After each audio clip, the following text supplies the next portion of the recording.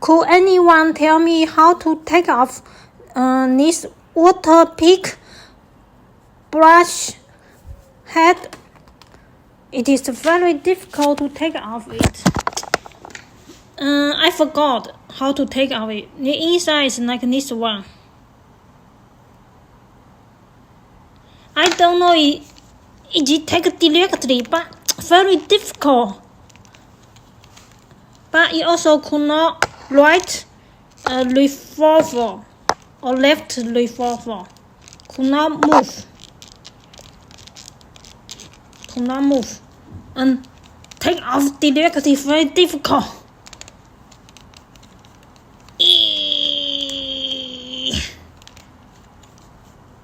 I'm worried if I take too much power and it will broken.